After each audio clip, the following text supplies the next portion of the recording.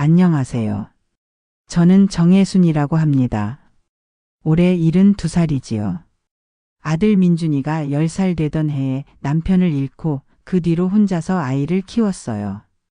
건물 청소도 하고 반찬 가게에서도 일하고 굳은 일이라도 마다하지 않았고요. 남부럽지 않게 키워보겠다고 새벽부터 밤까지 뛰어다녔어요. 다행히 민준이는 속 한 번 썩이지 않고 공부도 곧잘해서 우수한 성적으로 대학에 들어가고 졸업 후에는 대기업 엔지니어로 자리 잡았어요. 그때는 참 뿌듯했지요. 저도 평생 열심히 일한 덕에 작은 전셋집 전전하다가 결국 서울에 30평대 아파트를 제 힘으로 마련했어요. 혼자 사는 게 외롭긴 했어도 제 나름대로의 공간에서 조용히 지내는 행복이 있었어요. 그런데 그 행복은 아들이 결혼하고 손자가 태어나면서 달라졌습니다. 손자가 돌이 되던 해에 맞벌이를 하던 며느리 수연이 육아휴직을 마치고 회사로 복귀했거든요. 아이 맡길 곳이 마땅치 않다며 제 집에 들어와 저를 모시고 살겠다고 했어요. 대신 손주도 좀 돌봐달라고요.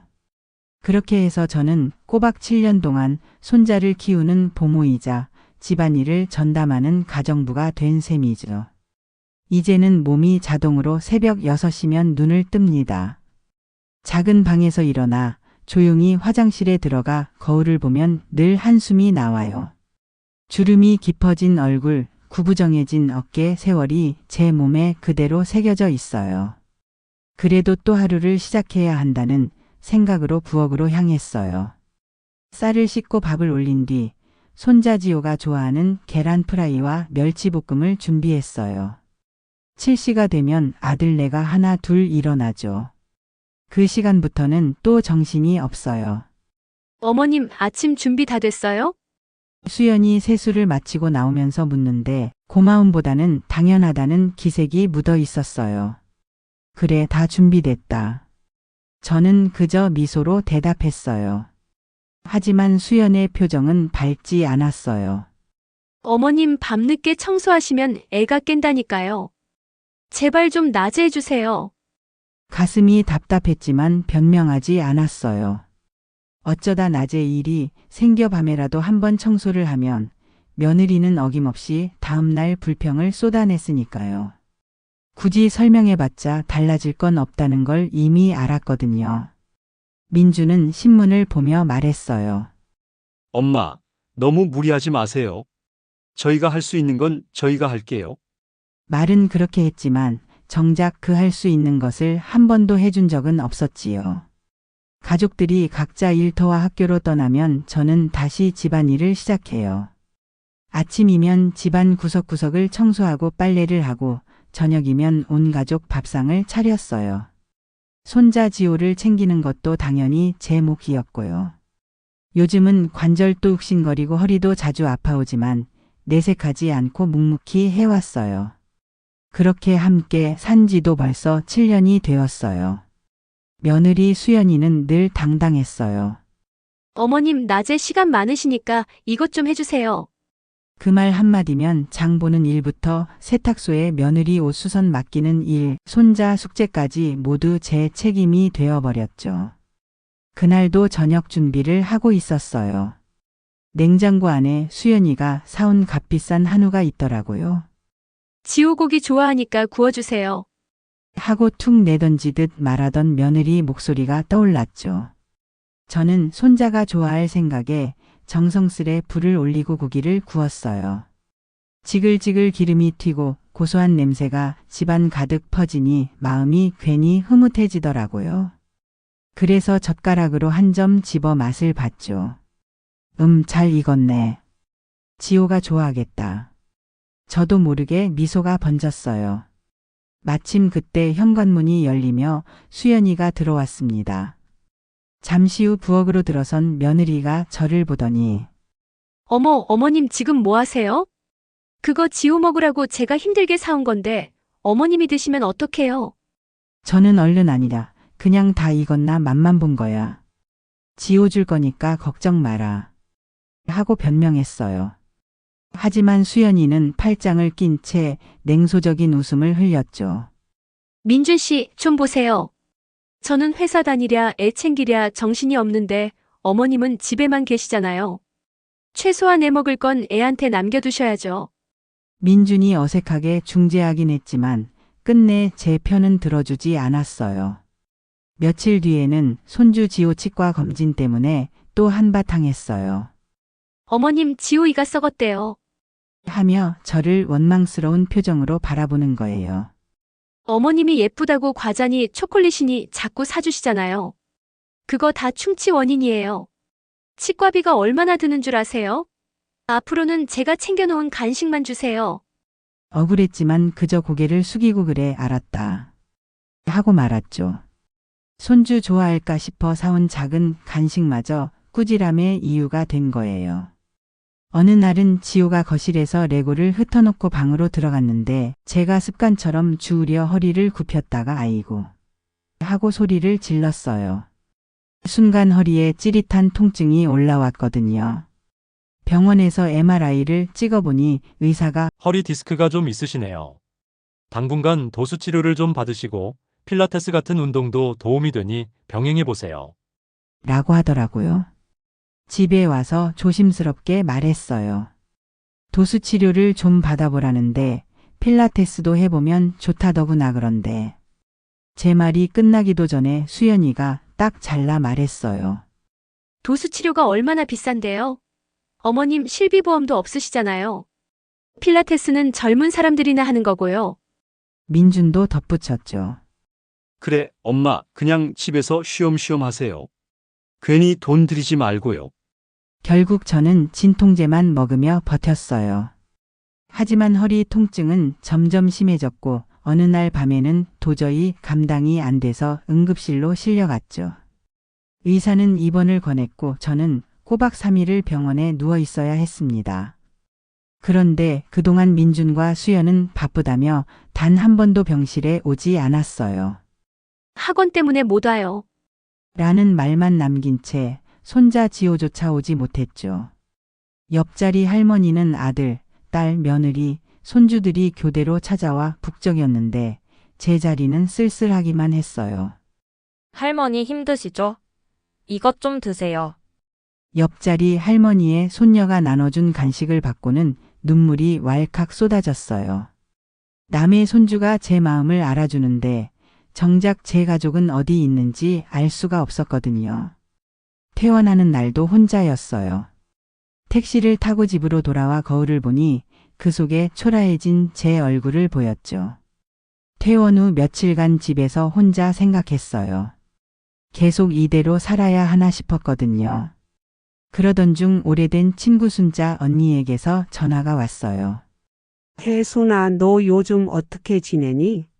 나 곧 시골 내려간다. 순자 언니는 남편이 돌아가신 후 혼자 사시다가 이번에 고향 마을에 집을 구해 내려가기로 하셨대요.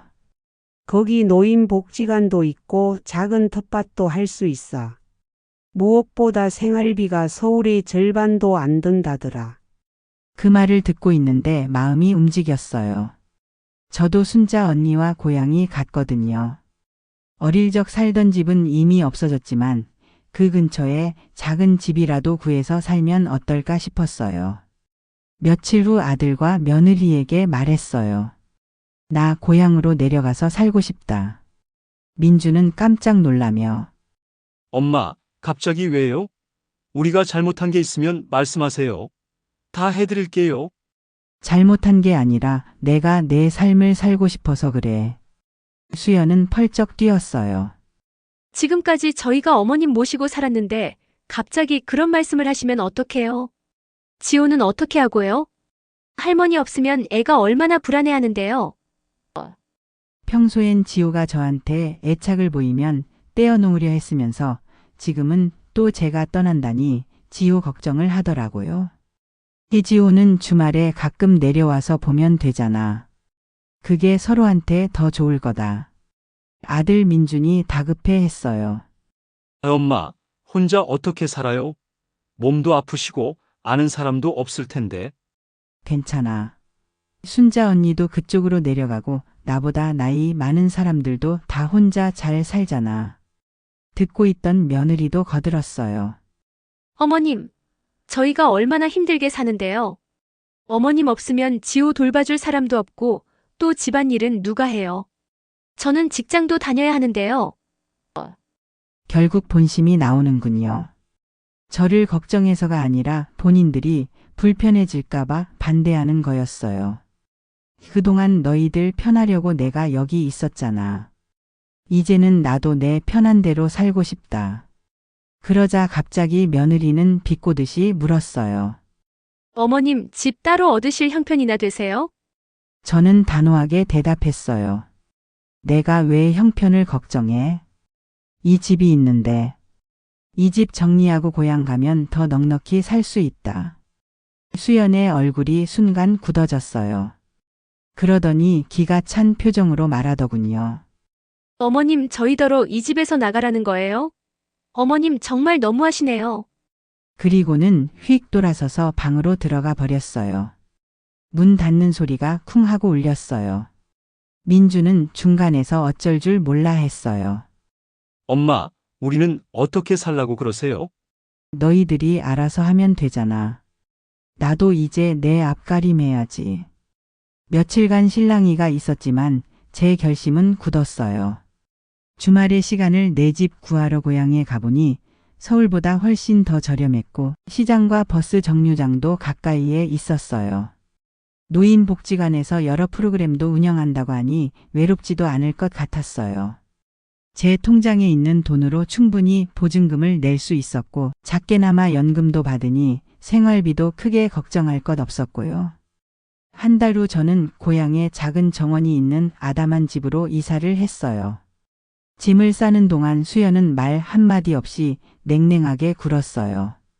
아들 민준이 엄마 이삿짐 도와드릴 게요라고 하면 됐다. 이삿짐 센터에 맡겼으니까 신경 쓰지 말라고 했어요. 지호만이 제 방에 와서 할머니 우리 언제 만나요? 라고 물었어요. 주말에 할머니 집에 놀러 오렴. 할머니가 시골에서 맛있는 것 많이 해놓을게.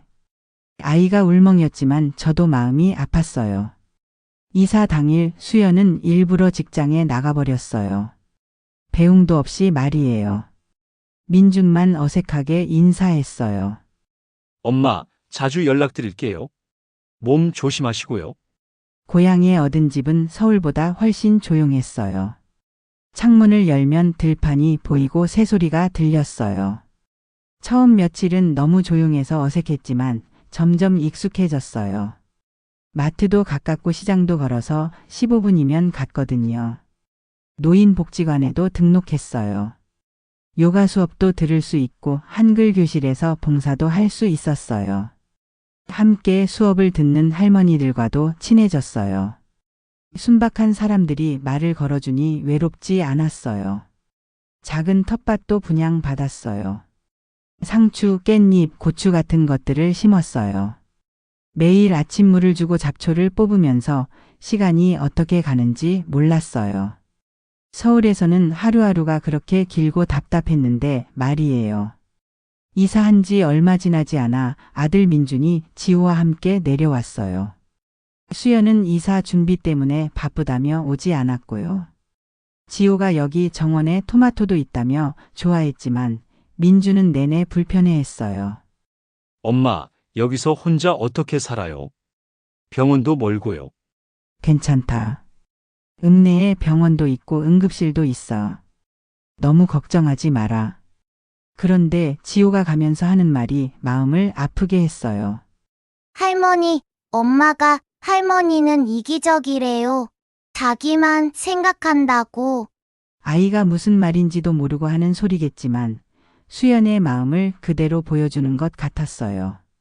한 달이 지나니 민준이 전화로 엄마, 지호가 감기 걸려서 못 내려가겠어요 라고 했지만 핑계처럼 들렸어요. 그 뒤로는 연락도 뜸해졌어요. 아들에게 가끔 안부 문자만 올 뿐이었어요. 아들에게 부담을 줄까봐 저도 굳이 먼저 연락하진 않았어요. 하지만 이상하게 마음은 편했어요. 누구 눈치 보지 않고 하고 싶은 일을 할 수 있으니까요. 아침에 일어나서 텃밭에 물 주고 복지관에서 친구들 만나고 저녁에는 TV 보면서 뜨개질도 하고요. 가끔 혼자 생각해요. 멀어진 며느리를 생각하면 속상하지만 자식에게 멀리 떨어져서 혼자 독립한 삶, 잘한 거겠죠. 제가 혼자서 잘 살아나갈 수 있을까요?